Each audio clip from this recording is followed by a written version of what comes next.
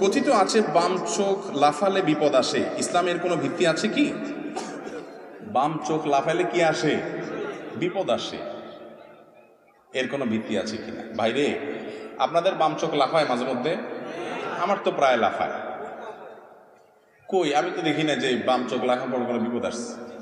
যদি কখনো কারোর বাম চোখ লাফানোর পরে বিপদ আসে, যদি কোনো বিপদ আসে, তো বুঝতে হবে এটা চোখ না লাফাইলেও আসতো, ডান চোখ লাফাইলেও আসতো, শরীর গোটা না লাফাইলেও আসতো।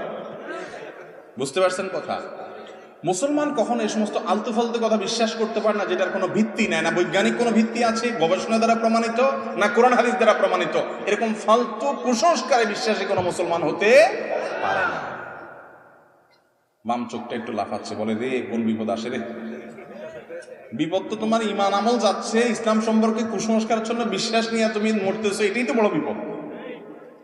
অতএব চোখ যদি বামটা লাফায়, চোখরে বলবেন আরো জোরে লাফা, কিচ্ছু হবে না ইনশাআল্লাহ। কথা বুঝতে পারছেন?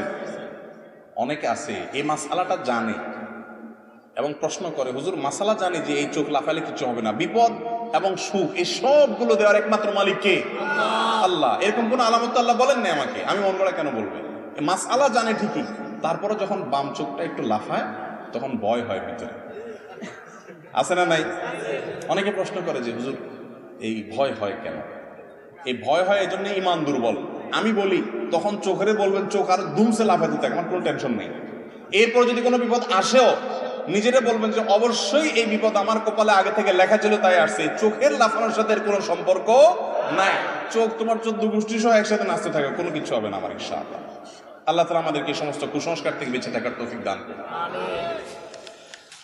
এরপরের প্রশ্ন হলো, স্বামী সকালবেলায় চাকরিতে চলে যায়, ওই মহিলা অন্য পুরুষের সাথে ঘরের ভেতরে কোনো খারাপ কাজে লিপ্ত, অনেক ভার এবং অনেকবার রেকর্ড করা হয়েছে, এখন তার সাথে সংসার করা যাবে কিনা?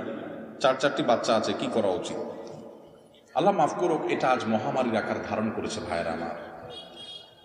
এই যে পরকিয়া, মহিলার কথা বলছেন আপনি, পুরুষরা কি সব দুধের দোয়া?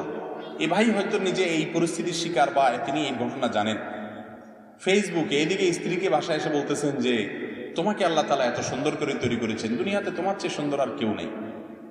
আর এদিকে ফেসবুকে যায়া কোনো একটা মেয়ের আইডি পাইছেন তো ইটিস পিটিস তার সাথে নক করা শুরু করছেন। এরকমগুলো আমাদের মধ্যে আছে না নাই ভাই? ভাইরা আমার, পরিবারগুলো ভেঙে খান খান হয়ে যাচ্ছে, সংসারে অশান্তি শুরু হয়েছে, পরকিয়া এটা জোয়ারের মতো বাড়ছে।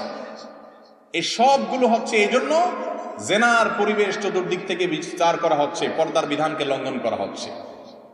এটাই হলো এর একমাত্র কারণ।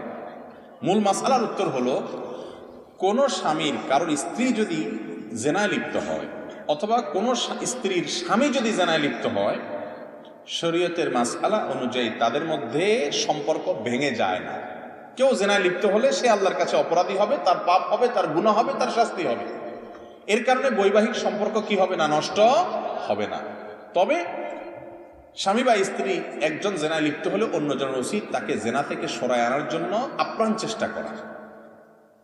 যদি তাতে কাজ না হয় শাসন করা, তাতেও কাজ না হয় মুরব্বীদের কাছে বিচার দিয়ে সমাধান চাওয়া, তাতেও যদি কাজ না হয় তাহলে সেক্ষেত্রে তিনি চাইলে তার সাথে সম্পর্ক ছেদ করতে পারেন। একটা তালাক দিলেন, যদি তাদের সংশোধন হয় ভালো কথা, না হলে পরে আরেকটা তালাক দিলেন, তাতেও হয় না, ফাইনাল চূড়ান্ত তৃতীয় তালাক দিলেন, সম্পর্ক আর রাখলেন না, এই সুযোগ তার আছে। আর যদি তিনি এর সাথেই ঘর করে যায় এ আশা করে যে আল্লাহ তাকে হয়তো কখনো সংশোধন করে দিবে, তো তাতে তাদের বৈবাহিক সম্পর্কের কোনো ক্ষতি হবে না।